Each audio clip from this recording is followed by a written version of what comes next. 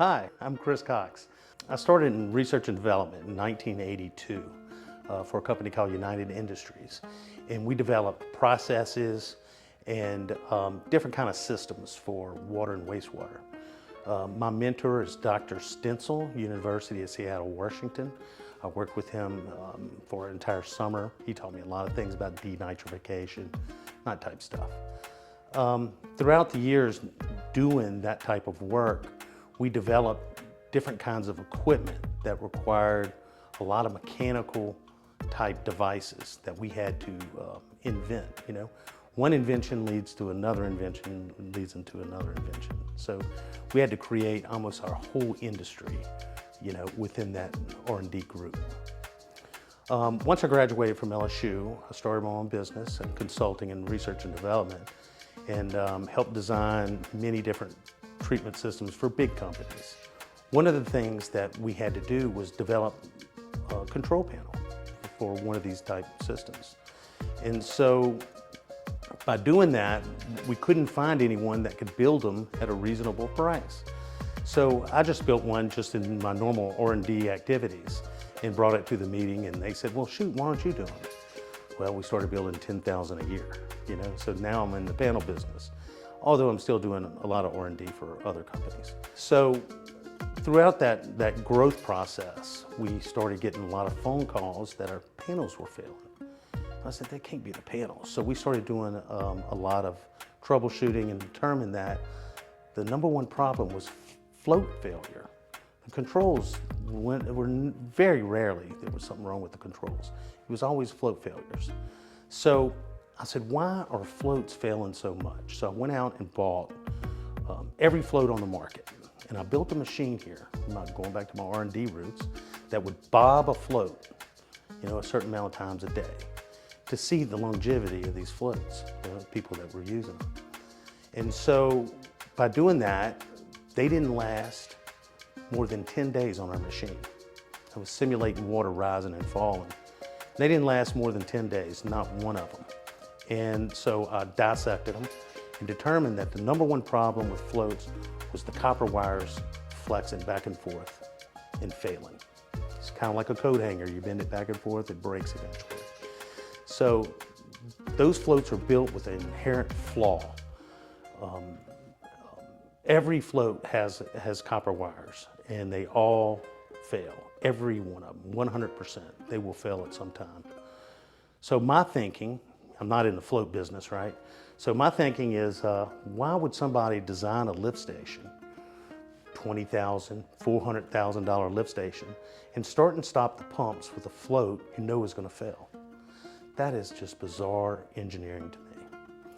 So on my side time, I decided, you know what, I'm going to design a float that'll last forever. And so I just kept it running in my brain over time. And then one day, I was hooking up my surround sound on my television. And on the back of the television, they have a little LED, and it's the sound link, I believe.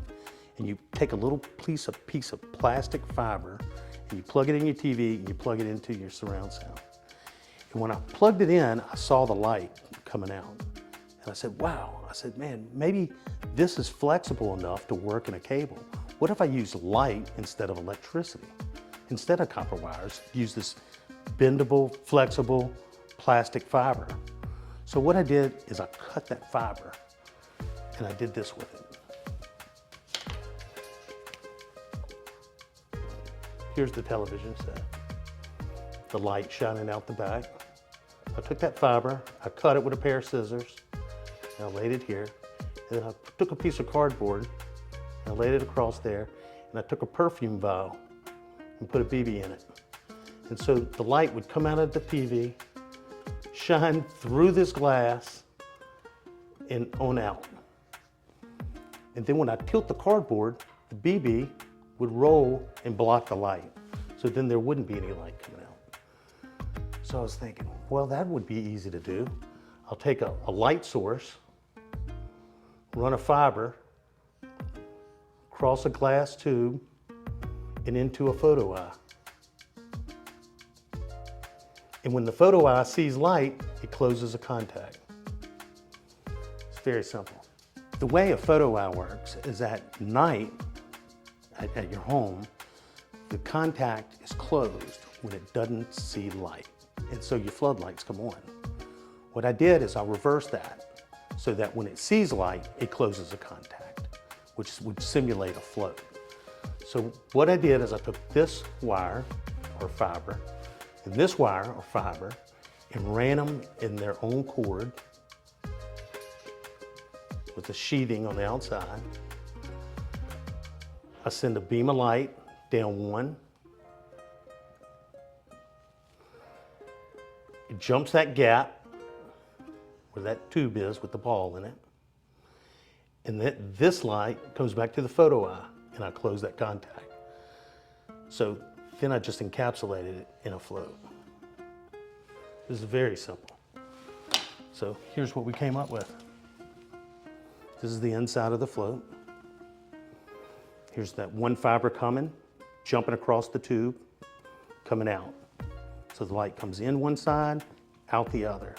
And when you tilt it, you can see a little ball. It blocks the light. Then it knows that turn the pump off. Float tilts up, ball rolls out of the way, sees the light, start the pump. Ball rolls down, blocks the light, and stops the pump. Design the float, very durable. It's meant to flex, beat it up. There isn't any cheap switches in here. There's nothing to break. This cable we put on that same machine where the other floats only lasted 10 to 15 days. It went 2 years before I shut the machine off. So the cable does not break. Since there isn't any electricity in this, it's considered Class 1 Div 1, explosion proof, meaning that you don't have to have a flame rating on your cable. One of the other issues with regular floats is that they have to have a flame rating on their cable. To get that, you have to put a PVC blend of plastic in the cable. Well, that reacts with grease. So household grease that's in lift stations will make that cable brittle. Since we don't need that, UL allowed us to use 100% polyurethane cable. So it does not get hard or brittle at all and will last forever, longer than the pumps. And so, in doing so, we wanted to make the housing very, very durable. So what we did is we had a machine built in France that takes a white cap and spins it onto this device. And it makes it very durable. The other thing that's cool about this is that to check your float, whether it's working, is that you can just pull one fiber out of the transceiver and look and see if you see light. I'm gonna demonstrate it. These are the transceivers. This is for 4 floats. This is a 4-float system. The blue is the LED. The black is the photo transistor, which is the photo eye. Put this float in. And with it down, there's no light coming out. Then when you tilt it up, you can see light coming out the end. It's very simple. So now let's put that in this photo eye.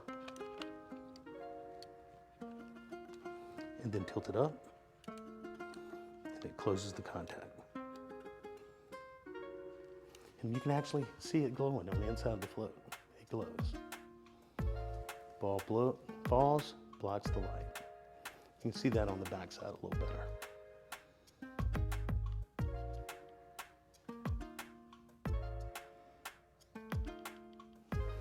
It's a real simple device. Surprised nobody else had thought about it. We have thousands and thousands out there that just don't fail. There's no replacement.